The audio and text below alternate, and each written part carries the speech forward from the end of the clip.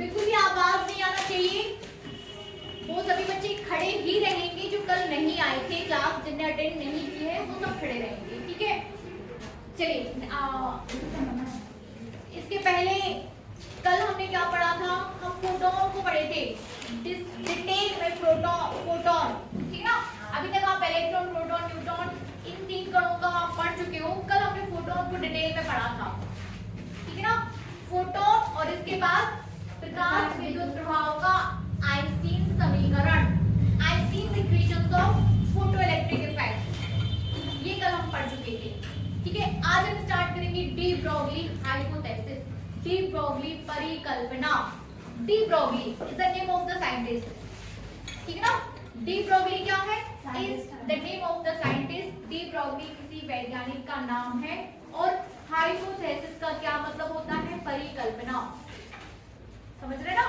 परिकल्पना और कल्पना मतलब हम सब समझते ही हैं। हाइपोथेसिस परिकल्पना कर लेना किसी चीज की, अभिकल्पना, परिकल्पना, ठीक ना।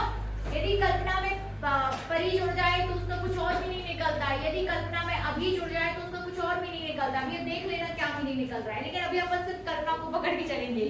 कल्पना, हाइपोथेसिस, हाइपोथेसिस, समझ रहे ना। तो कल्पना है डी ब्रोगली की, उनका मानना है कि यदि जैसे आप अभी तक फिर वही थ्योरी आपकी स्टार्ट हो जाती है कि आपका व्यतिकरण, विवर्तन, ध्रुवण को समझाने के लिए आपको तरंग के सिद्धांत की आवश्यकता पड़ती है।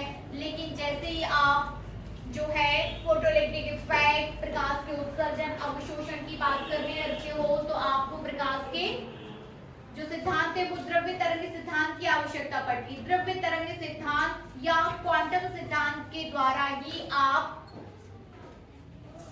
प्रकाश विद्युत प्रभाव, प्रकाश का उत्सर्जन, प्रकाश का अवशोषण, है ना, इन सभी सिद्धांतों को समझाने के लिए आपको प्रकाश के क्वांटम सिद्धांत की आवश्यकता पड़ती है। क्वांटम सिद्धांत के बाद आप समझने लगे हो कि क्वांटम सिद्धांत क्या है, कि प्रकाश अग्रत ना होकर बल्कि छोटे छोटे पैकेट्स एवं बंडल्स के रूप में या तो उसी के रूप में अवशोषित होगा और उसी के रूप में क्या होगा, उत्सर्जित होगा। आप h को भी समझने लगे हो वहां पर कि h क्या है आपका। तो ये सारी चीजें आप किस में पढ़ रहे हो, विकिरण में, ठीक है ना। जैसे आप चैप्टर स्टार्ट किए थे हम कि द्रव्य तथा विकिरण का की द्वैत प्रकृति, द्रव्य तथा विकिरण की द्वैत प्रकृति, ठीक है ना। तो ये सारी चीजें, प्रकाश का उत्सर्जन, प्रकाश का अवशोषण, यहाँ पर आप विकिरण की द्वैत प्रकृति देख रहे हो, समझ रहे ना। किसकी द्वैत प्रकृति, विकिरण की, कि विकिरण की द्वैत प्रकृति इन द सेंस कि विकिरण में किरण के साथ साथ कण के भी जो गुण है वो मौजूद है। अब आपको पढ़ना है द्रव्य की द्वैत प्रकृति। हेडिंग हो जाएगी आपके पास द्रव्य तरंग, ठीक है ना। हेडिंग हो जाएगी जैसे आप ये जो डी ब्रोगली है इसकी कंप्लीट हेडिंग होती है द्रव्य तरंग तथा de Broglie hypothesis, de Broglie अभिकल्पना। तो द्रव्य तरंग में क्या, अब आपका तरंग बल किसके साथ ऐड हो गया है, द्रव्य के साथ। तो अब आपसे बोला जाता है कि छोटे से छोटा पार्टिकल, सबसे छोटा पार्टिकल अपने साथ एक तरंग एसोसिएट, उसके साथ एक तरंग एसोसिएट होती है या संबंधित होती है। ऐसा किसने बोला, डी ब्रोगली ने, ठीक है ना। बैठ जाइए, बैठ जाओ। और डी ब्रोगली हाइपोथेसिस में द्रव्य तरंग की थोड़ा सा इसको अपन डिटेल में देख लेते हैं कि सन 1924 में, कब, सन 1924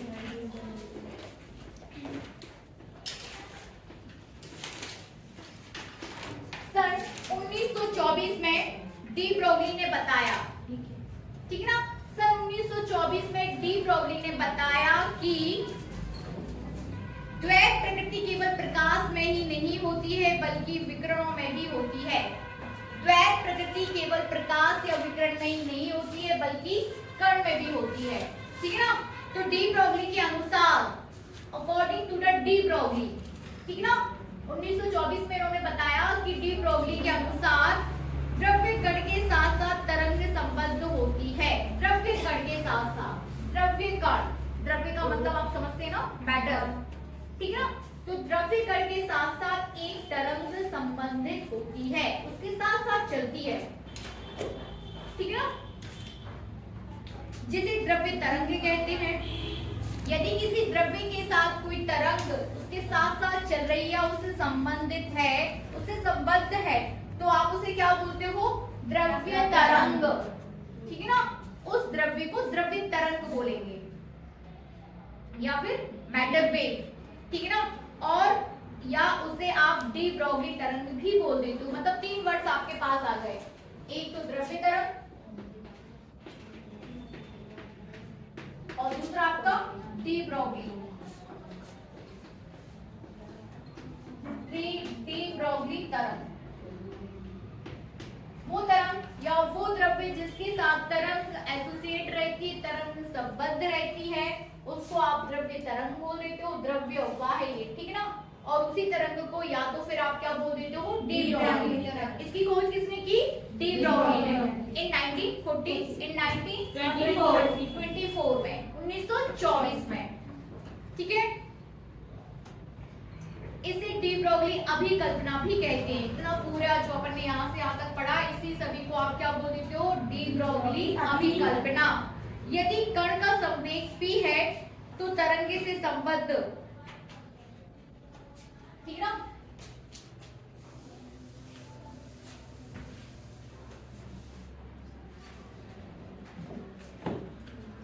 ये कण जब ऐसे ऐसे मूव होते हैं ना, छोटे छोटे कण, तो तरंगे के फॉर्म में आगे बढ़ते हैं। ठीक है ना, और इन्हीं तरंगों को द्रव्य तरंग कहते हैं। इसी को द्रव्य तरंग कहते हैं। अब ये तरंगे जो आगे बढ़ रही है, इसकी कोई वेवलेंथ भी हो सकती है, इसका अपना एक संवेग भी हो सकता है ना। तो यदि द्रव्य तरंग का संवेग, यदि द्रव्य तरंग का संवेग p तथा उससे संबद्ध तरंग की तरंग धैर्य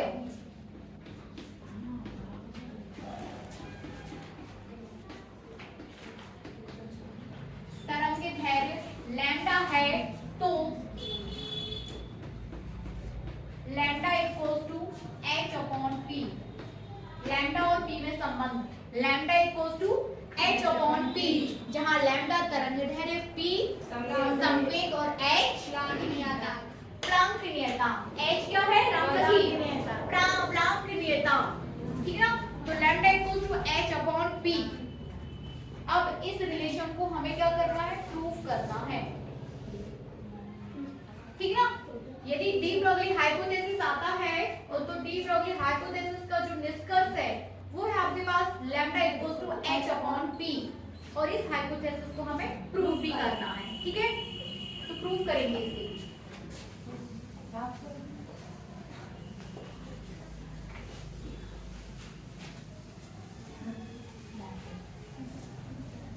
lambda equals to h upon p। ठीक है, वही बातचीत मत करिए। ठीक है, तो हमें क्या लेके चलना है? आपके पास तरंग होना चाहिए, द्रव्य तरंग होना चाहिए। अब जब भी आप द्रव्य तरंग या आपके पास जब आप तरंगों की बात करते हो, तो आप तरंगी की आवृत्ति की बात करते हो, किस आवृत्ति के साथ आगे बढ़ रही है। आप तरंगी के तरंगदैर्घ्य की बात करते हो, और आप उसके संवेग की बात करते हो। ठीक है ना, इन सारी चीजों को आपको क्या करना है? एक दूसरे के साथ जोड़ना है। ठीक है ना, तो उपपत्ति स्टार्टिंग कहाँ से हो जाएगी कि माना आपके पास कोई तरंग है जिसकी आवृत्ति न्यू और जिसका तरंगदैर्घ्य लैम्डा है।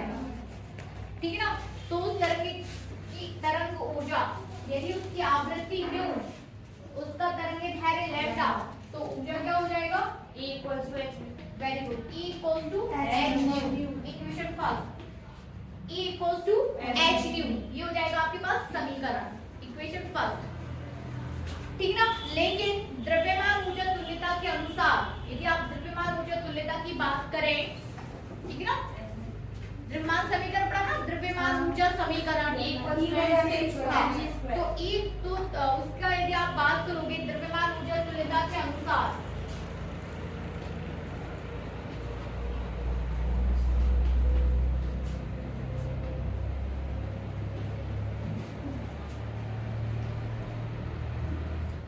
द्रव्यमान ऊर्जा तुल्यता के अनुसार E इक्वल्स टू क्या हो जाएगा? mc square. Equation second, E equals to h nu, E equals to mc square. तो अब आप क्या करोगे? दोनों को बराबर कर दीजिए। बराबर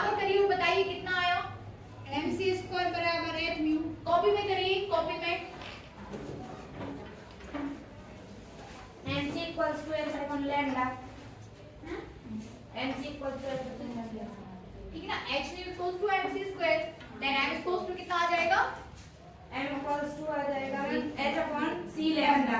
ठीक है ना। हमें किस पे, हमें करना क्या है, हमें प्रूफ करना है, क्या प्रूफ करना है, lambda equals to h upon t, ये चीज आपको प्रूफ करनी है, lambda equals to h upon t, जहां पर t क्या है, संवेग, ठीक है ना, t क्या है, संवेग। तो अब यहाँ देखिए समीकरण 1 व 2 से,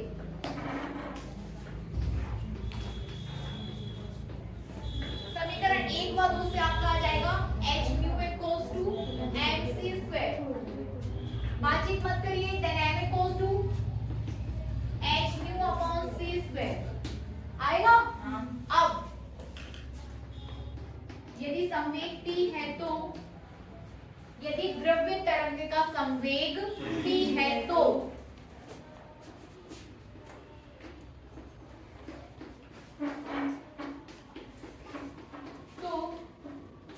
t बराबर mc होता है, समीकरण 1 हो जाए, ये हो जाएगा आपका 3 और ये हो जाएगा 4, तो समीकरण 4 में m का मान रख दो,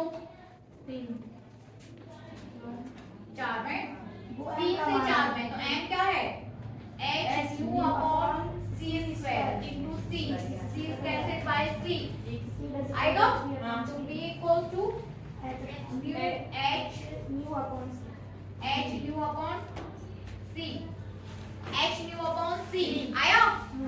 आप क्या कर सकते हैं, nu equals to c by lambda, nu equals to c by lambda, इससे अच्छा हम पहले ये अपन कर देते c से c डायरेक्टली कैंसिल थोड़ा बनाना पड़ता है है कि नहीं, p इक्वल्स टू कितना आया, nu equals to c by lambda। हम जानते हैं कि mu equals to c by lambda, तो p equals to h by lambda, h by lambda, h upon c, और म्यू की जगह कितना लिखना है, c by lambda, c by lambda, c से c कैंसिल करिए, then we have h upon lambda, p equals to h by lambda या lambda equals to h by p, ये हो जाएगा आपका, ठीक है। Lambda equals to h by p, relation याद रखिए, इस पर डिवाइडर्स भी आ जाता है, कोई भी आंकिक प्रश्न इस पर आपसे पूछा जा सकता है, बनेगा, ये तो हो गया, ठीक है ना। अब आपको देखना है विभिन्न परिस्थितियां, डिफरेंट कंडीशंस, ये साफ कर दूं, lambda equals to h upon p अपने पास रखिए, और अब हम देखेंगे डिफरेंट कंडीशंस, विभिन्न परिस्थितियां,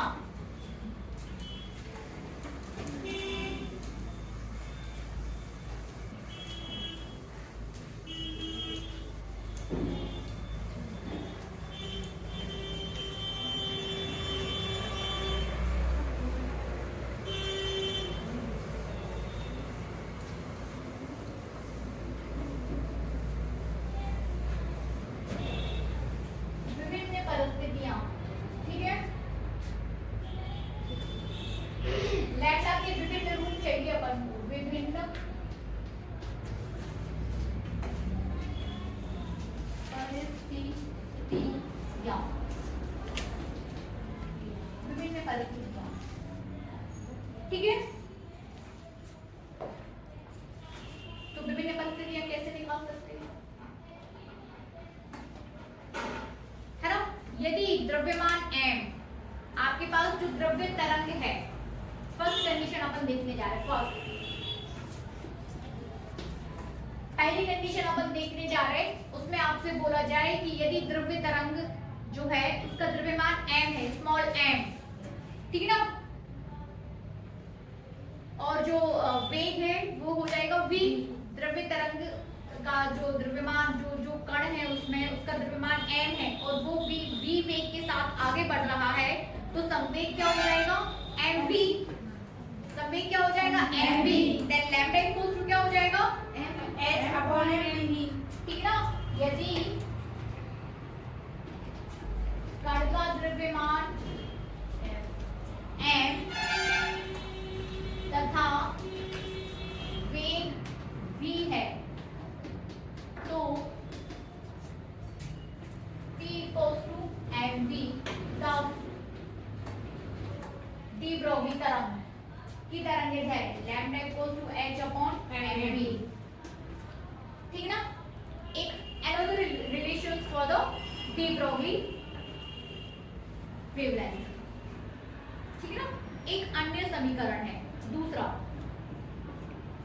अब आप दूसरे की बात करोगे, ठीक है ना। दूसरा, यदि द्रव्यमान m के कण की गतिज ऊर्जा कैपिटल K है तो इससे निकालेंगे हम समीकरण, ठीक है ना। यदि द्रव्यमान कण, जो कण आपके पास द्रव्य तरंग के रूप में है, उस कण की यदि गतिज ऊर्जा क्या है, कैपिटल K,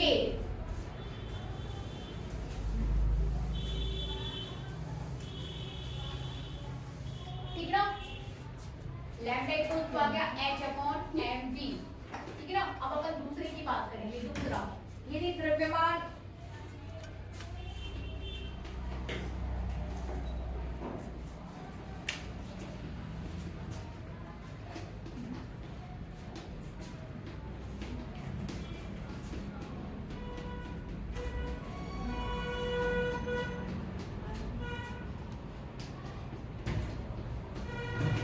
तो k इक्वल टू क्या होता है, half mv square, half mv square, half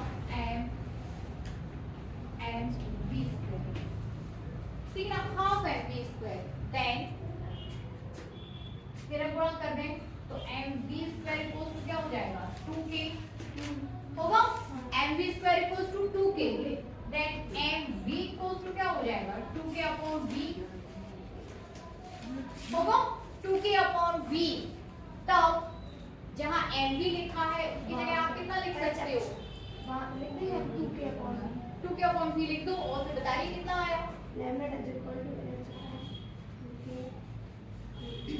hv upon k, या इसको ऐसे भी कर दें, यदि मैं आपसे बोलूं कि दोनों पक्षों में एक तो आपके पास mv की जगह आप 2k अपॉन v लिख सकते हो, लिख सकते हो ना।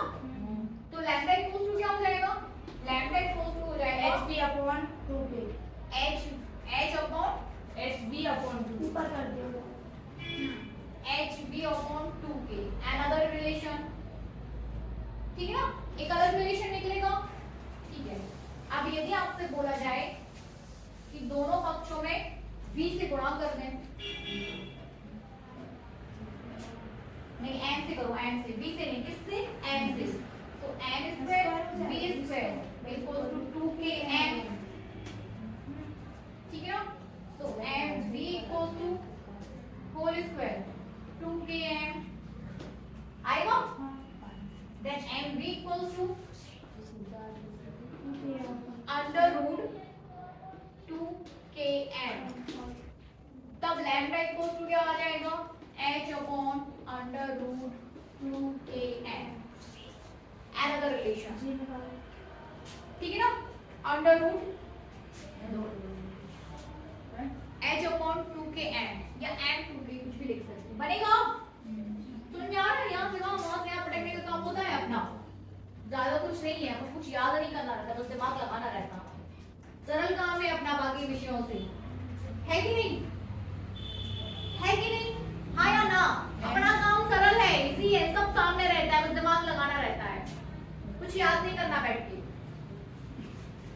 ठीक है। तो h equals to under root 2km। अब तीसरा रिलेशन अपन निकालेंगे,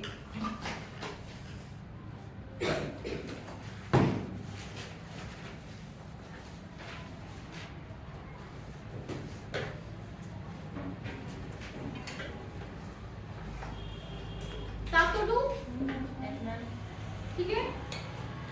तो ये जो रिलेशन आया है उसको अपन यहाँ ले लेते हैं, and that is lambda equals to h upon under root 2m k, ठीक है ना। k क्या है, k पोटेंशियल k क्या है जानवी, वेरी गुड, तालियां।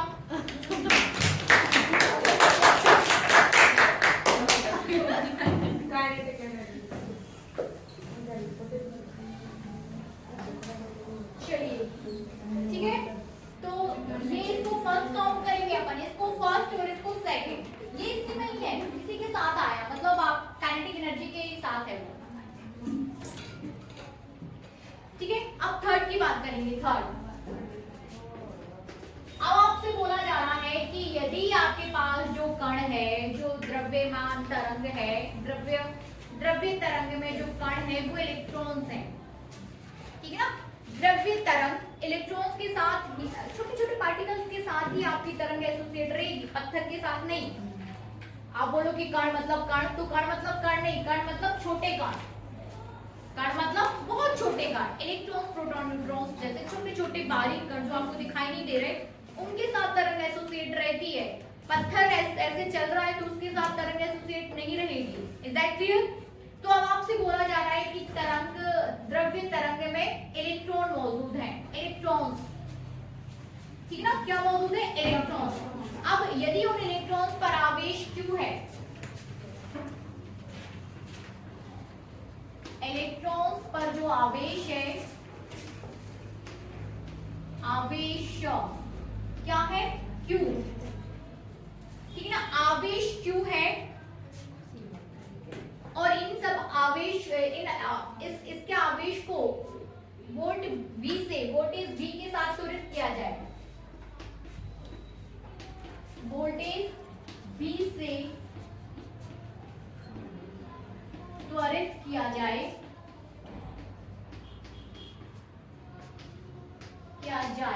तो गतिज ऊर्जा, तो इलेक्ट्रॉन की गतिज ऊर्जा capital K equals to Q, फटाफट बताइए, QV, वेरी गुड, QV, ठीक है ना? क्या हो जाएगी इलेक्ट्रॉन की गतिज ऊर्जा? QV। अब रख लो वहां पर लैम्डा इक्वल्स टू, तब lambda equals to h/√2 QV, very good, है ना? देन लैम्डा इक्वल्स टू आपके पास आ जाएगा, तब lambda equals to de Broglie तरंग दैर्घ्य। ये जो लैम्डा है, इस लैम्डा को अपन को सिर्फ तरंग दैर्घ्य नहीं बोलना है, अपन को बोलना है डी ब्रोगली तरंग दैर्घ्य। क्या बोलेंगे? डी ब्रोगली तरंग दैर्घ्य। देन h इक्वल्स टू कितना रखना है हमें k की जगह? 2mqv, very good. सो √2mqv बनेगा। तो ये चीज आपके पास किस में आ जाएगी? थर्ड रिलेशन आपके पास आ गया है, lambda equals to h upon √2mqv, ठीक है? Third relation. अब आप किसकी बात करोगे? चौथे पे चलते हैं। बेबी नहीं है आज, बेबी पूछती है मैम कितना और है? तीसरा, चौथा क्या कर रही है? चौथा रिलेशन, ये साफ कर दूं? आयु कर रहे हो कि नहीं? बन रहा है ना? बैठो, बन रहा है कि नहीं? बन रहा है सभी से? वेरी गुड, पढ़ते चलिए, है ना? लेकिन किसी चीज का आंसर देना ठीक है, लेकिन किसी चीज को बहुत विस्तार से लिख देना, जैसे अभी अपन को टाइम लग रहा है, लेकिन यदि डी ब्रोगली हाइपोथेसिस आपको 4 नंबर में पूछ लिया जाए तो आप उसको यहाँ तक यदि कंप्लीट करोगे तो आप एक अच्छे बच्चे माने जाओगे। आप डायरेक्ट भी लिख सकते हो, है ना? लैम्डा इक्वल्स टू दिस, यदि क्यों आपको 2 मिनट और लगेगा ये 4 रिलेशन लिखने में, ज्यादा टाइम नहीं लगेगा, समझ रहे? तो चौथा है और जो कि आखिरी है, बता देने का ताकि आप लोगों को अच्छा लगे। चौथा रिलेशन अब हमें देखना है।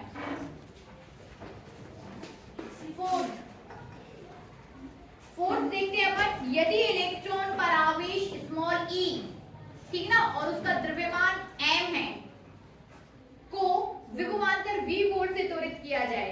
स्मॉल e, हाँ, स्मॉल m मतलब आवेश, अब q is replaced by e, यहाँ पर जो q है उसको स्मॉल e से रिप्लेस कर दिया है और कुछ नहीं। इलेक्ट्रॉन पर आवेश आपका e हो जाएगा, वोल्टेज v के साथ आप इसे क्या कर रहे हो? त्वरित कर रहे हो। द्रव्यमान आपका m है ही, देन लैम्डा इक्वल्स टू आपका हो जाएगा h अपॉन 2e m, हाँ 2mev, 2mev। अब चूंकि आपके पास, आप सीधा सीधा बोल रहे हो कि इलेक्ट्रॉन है आपके पास, तो अब आप उस पर इलेक्ट्रॉन का आवेश और इलेक्ट्रॉन का द्रव्यमान पुट कर दीजिए एंड देन लैम्डा सॉल्व करिए। आप जानते हो कि सारी वैल्यूज को पुट करिए, h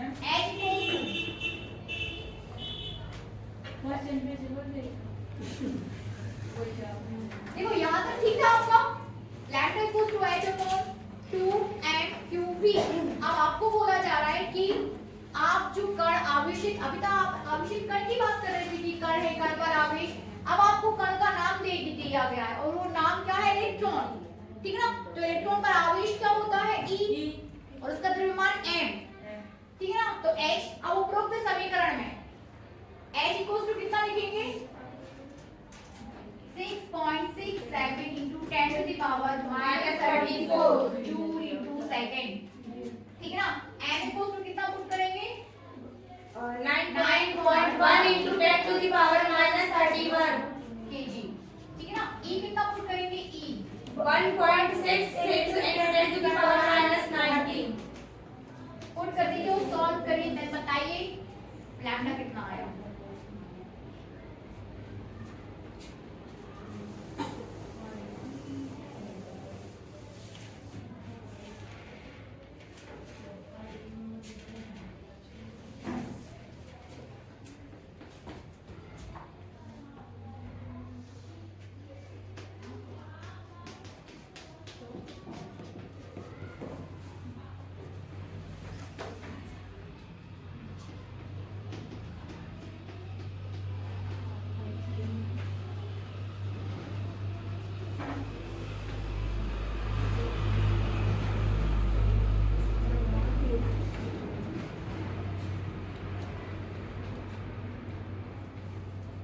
into V, so lambda equals to आपके पास आ जाएगा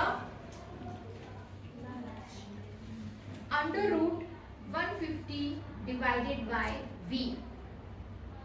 ठीक है, फाइनल रिलेशन याद रखिए इसका, under root 150 divided by V, बहुत इंपॉर्टेंट रिलेशन है ये।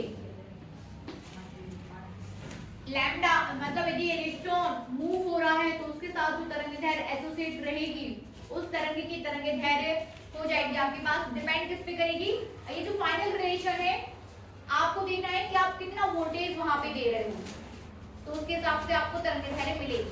तो lambda equals to under root 150 divided by V बनेगा। मनदीप और ये कसम करने साथ ही पूरा लिख दिया ये भी लिखेंगे, शॉर्ट में लिख दो, डायरेक्ट लिख सर इतना मत निकालो, डायरेक्ट लिखिए लैम्डा इक्वल्स टू दिस। ठीक है ना, लैम्डा इक्वल्स टू दिस, यदि ऐसा है तो ऐसा लैम्डा, ऐसा है तो ऐसा, ऐसा है तो ऐसा, लिख दीजिए कंडीशंस। ठीक है, आगे बढ़े। अब पांचवा रिलेशन एक और है, ठीक है ना, परम ताप T पर, परम ताप T पर जो न्यूट्रॉन की गतिज ऊर्जा है वो कितनी होती है, 3/2 kT, 3/2 kT, स्मॉल kT। तो चौथा जो रिलेशन हमें मिला that is lambda equals to 150/V under root में।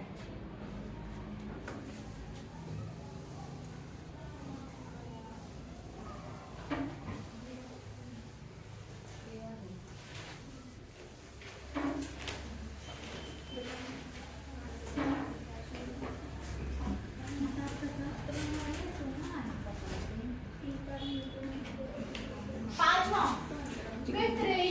फिफ्थ रिलेशन की हम बात कर रहे हैं। फिफ्थ, इलेक्ट्रॉन्स की आपने बात की, अब कुछ पार्टिकल्स जो क्या है आप न्यूट्रॉन्स की बात कर रहे हो। न्यूट्रॉन्स की परम ताप पर जो गतिज ऊर्जा होती है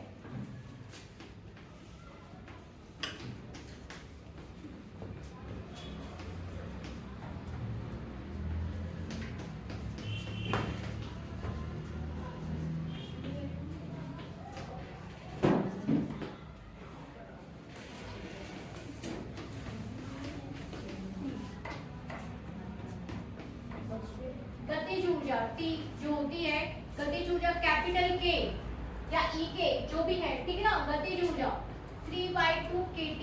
यहाँ पर K क्या है, K गतिज ऊर्जा, K परम ताप, परदाप की बोल्ट्जमैन कांस्टेंट। हाँ। ठीक है ना, क्या है K, बोल्ट्जमैन जा आएगा ना, बोल्ट्जमैन कांस्टेंट। ठीक है ना, बोल्ट्जमैन कांस्टेंट है। ठीक है, K यहाँ पे काइनेटिक नहीं, K तो पहले ही ले जा, स्मॉल K, बोल्ट्जमैन कांस्टेंट। ठीक है ना, तो रख दीजिए कैपिटल K की जगह इस रिलेशन में, कहां पर, इस रिलेशन में कैपिटल K की जगह आप कितना लिखना है आपको, 3/2 kT। Then lambda equals to, निकालिए लैम्डा इक्वल्स टू, आप बताइए, अब आप लोग निकाल के दिखाइए, लैम्डा निकाल के दिखाइए।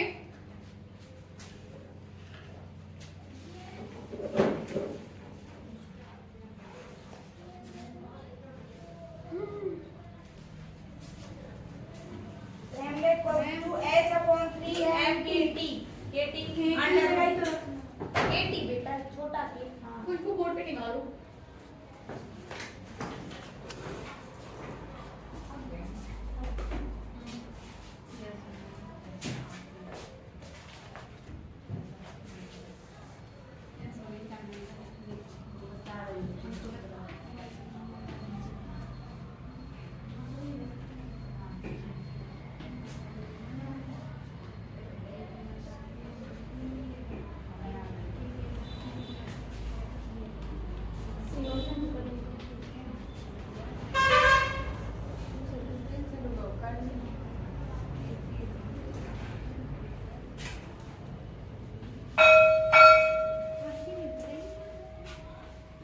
कब पढ़ा आज अपन ने? पढ़ा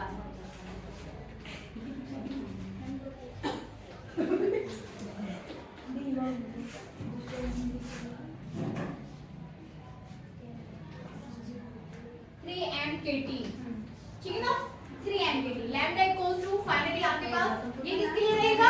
न्यूट्रॉन्स के लिए। Is that clear? किसके लिए? न्यूट्रॉन के लिए अपन ने काम किया है, वैसे सभी के लिए बोला है, क्योंकि आप मैं आपको बता नहीं रहे होंगे। बनेगा? Yes ma'am. यहाँ से टू नहीं कैंसिल कर दिया बच्चे क्यों? अच्छा नहीं यार, ऐसे तो भी समझ जाते हैं हम लोग कि 2 से 2 कट रहा। चलिए ठीक है, तो कि आज इतने ही रहने देते हैं, लेकिन कल आज मेरा था कि आज अपन ये चैप्टर कंप्लीट कर लें, बस एक टॉपिक और बचा है, दैट इज डेविएशन तथा जर्मन का प्रयोग, और कल ही अपन परमाणु भी स्टार्ट कर लेंगे, ठीक है? एब्सेंट मत रहिए। हो गई दिवाली और आप साल